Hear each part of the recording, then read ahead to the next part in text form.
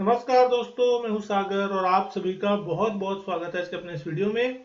आज इस वीडियो में हम बात करने वाले हैं मार्केट के दिग्गज एचडीएफसी बैंक लिमिटेड के स्टॉक के बारे में, जहां पे आज एक बड़ी खबर देखने को मिली और जिसके कारण आज एक यहाँ बहुत जबरदस्त वॉल्यूम देखने को मिला। 8 करोड़ 67 लाख शेयरों का वॉल्यूम आज के दिन होता हुआ दिखाई दिया, तो बहुत बड़े रिकॉर्ड वॉल्यूम होते हुए दिखाई दिए।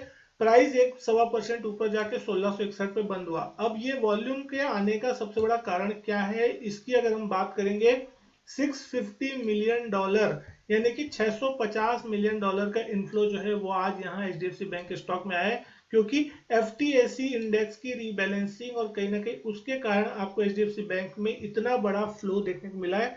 $650 मिलियन की अगर बात करें, लगभग 5-5.5 हजार करोड़ का इनफ्लो यानी कि उतनी फंड बाइंग जो है वो एफटीएस इंडेक्स के रीबैलेंसिंग के चक्कर में देखने को मिली है। तो आज अगर आप यहाँ पे बात करेंगे तो आखिरी आधे घंटे में आपको स्टॉक में वोलेटिलिटी देखने मिली और वॉल्यूम्स बहुत ही बड़े लेवल के देखने को मिले। लगभग 5-6 करोड़ शेयरों से ज्यादा के वॉल्यूम जो है आपको आखिरी के आधे घंटे में ट्रेड होते हुए दिखाई दिए। अब स्टॉक की 52 वीक की हाई बात करें, लगभग 1757 के आसपास का हाई है। आज 1670 का हाई इंट्राडे में लगाया, 1660 के आसपास बंद होता हुआ दिखाई दिया, यानी कि अपने 52 वीक हाई से लगभग ये 100 रुपए दूर है। और कहीं ना कहीं अब ये नए 52 वीक हाई के लिए तैयार होता हुआ दिखाई दे रहा है, क्योंकि मार्केट में एक नई तेजी चलती हुई दिख रही है और ये स्टॉक भी पार्टिसिपेट करने की तैयारी करता हुआ दिख रहा है।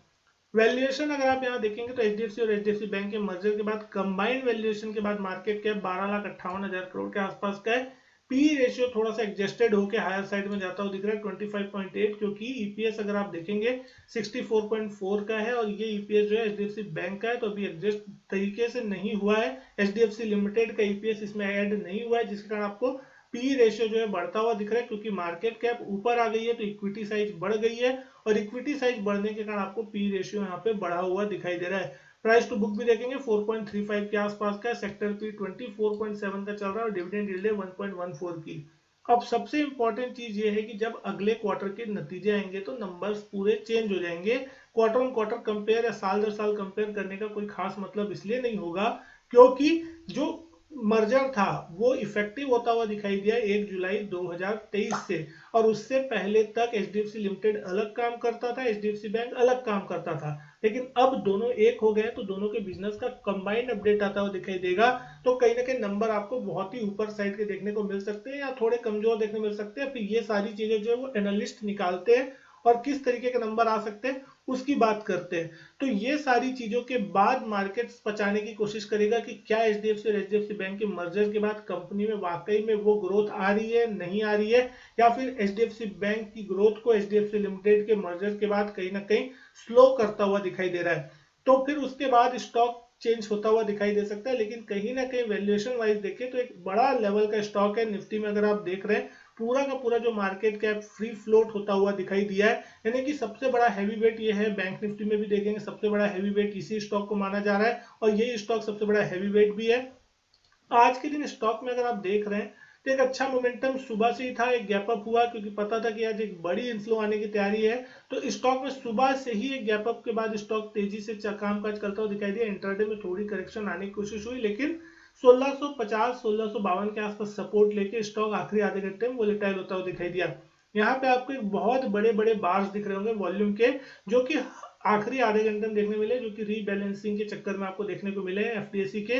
और हर मिनट लगभग 2 से 3 मिलियन शेयरों की जो है बाइंग या सेलिंग जो भी है वो आपको यहाँ पे देखने मिली और यहाँ पे एक बड़ा इन्फ्लो जो है $650 मिलियन के आसपास का वो आपको यहाँ पे देखने मिला है। अब चार्ट पे अगर देखें इसको, डेली चार्ट पे कि किस तरीके का स्ट्रक्चर इस स्टॉक का बनता हुआ दिखाई दे रहा है, तो आपको देखने मिलेगा 200 दिन की एवरेज के नीचे जाने के बाद ये स्टॉक फिर से ऊपर जाने की तैयारी कर रहा है और सारे मूविंग एवरेजेस के ऊपर कामकाज करता हुआ दिख रहा है और अपने एक इमीडिएट रेजिस्टेंस लेवल के आसपास आज ये स्टॉक रुकता हुआ दिखाई दिया, जो कि लगभग 1660 के आसपास का ही था।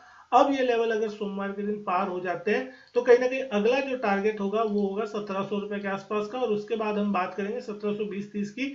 अगर क्लोजिंग बेसिस पे देखें तो ये स्टॉक कभी भी 1730 के रुपए के ऊपर बंद नहीं हुआ है। तो जब तक ये स्टॉक 1730 के ऊपर बंद नहीं होता तब तक यहाँ पे आपको नया हाई या नए हाई के बाद एक अलग जोन में जाने की अगर जो हम बात करते हैं वो शायद देखने को ना मिले। लेकिन अब जिस तरीके से मार्केट रिएक्ट करता हुआ दिखाई दे रहा है, एचडीएफसी बैंक जो है कहीं ना कहीं कैचअप करता हुआ दिखाई दे रहा है। आज एक बड़े वॉल्यूम देखने को मिले। पिछले अगर आप कई दिनों के वॉल्यूम भी देखेंगे तो कई दिनों के एवरेज वॉल्यूम के मुकाबले आज यहाँ पे 2-3 गुना वॉल्यूम होता हुआ दिखाई दे, जहां यहाँ एवरेज वॉल्यूम लगभग 1.5 से 2 करोड़ शेयरों के इसके स्टॉक में देखने को मिलते हैं। तो मर्जर के बाद से ही कहीं ना कहीं ये स्टॉक थोड़ा करेक्शन में गया था, 1560 के आसपास सपोर्ट लिया। तो 1560 और 200 दिन का एक्सपोनेंशियल मूविंग एवरेज इस स्टॉक में बहुत ही इंपॉर्टेंट होता है। 200 दिन के एवरेज के नीचे स्टॉक ने काम काज जरूर किया था 15-20 दिन, लेकिन उसके बाद फाइनली यहाँ पे रिकवरी आपको देखने मिली। तो अब 1560 बहुत इंपॉर्टेंट लेवल होगा उन लॉन्ग टर्म इन्वेस्टर्स के लिए। और ये स्टॉक में आपको जब कभी भी 5, 10, 15% का अगर करेक्शन मिलता है और अगर किसी ने हिम्मत करके यहाँ पे बाई किया तो डेफिनेटली वहां से आपको कम से कम शॉर्ट टर्म में 5 से 10% का रिटर्न ये स्टॉक जरूर बना के देता है। अब 1550-60 के आसपास अगर किसी ने इन्वेस्ट किया होगा तो आज उसको 1660 का लेवल देखने को मिला। और कहीं ना कहीं ये सब कुछ उसको 10, 15, 20 दिन के रेंज में ही देखने को मिल गया, बहुत शॉर्ट पीरियड ऑफ टाइम में ही उसको एक अच्छा रिटर्न जो है यहाँ पे लगभग एक एफडी के बराबर का रिटर्न मिलता हुआ दिख रहा है। और कहीं ना कहीं ये स्टॉक अब एक तेजी और मोमेंटम के लिए तैयार होता हुआ दिख रहा है। आरएसआई में भी अगर आप इसका लेवल देखेंगे तो आरएसआई में भी स्टॉक 66-67 के आसपास कामकाज करता हुआ दिख रहा है, यानी कि बिल्कुल भी ओवरबॉट रीजन के आसपास नहीं है। अभी भी यहाँ पे बहुत बड़ी जगह है, यहाँ से एक अच्छा मोमेंटम चेस करता हुआ कहीं ना कहीं ये स्टॉक जो है वो आपको दिखाई दे सकता है। और हो सकता है कि आपको ये स्टॉक एक बड़े टारगेट की तरफ दिखाए, क्योंकि ये स्टॉक 1700-1720 के आसपास बहुत बार मल्टीपल टाइम रेजिस्टेंस ले चुका है। तो अगर ये 1700 के लेवल को 1720 के लेवल को निकाल देता है तो फिर हो सकता है यहाँ पे एक नए रेंज की तरफ स्टॉक मूव करता हुआ दिखाई देगा और वो फिर मार्केट को भी पॉजिटिव साइड में एक सपोर्ट करता हुआ दिखाई दे सकता है। उम्मीद करता हूं दोस्तों वीडियो जो है पसंद आई होगी। वीडियो अच्छी लगी तो वीडियो लाइक करें, शेयर करें, चैनल नहीं किया सब्सक्राइब तो चैनल सब्सक्राइब जरूर करें। मैं आपसे मिलता हूं अपने नेक्स्ट वीडियो में, तब तक के लिए goodbye and thank you.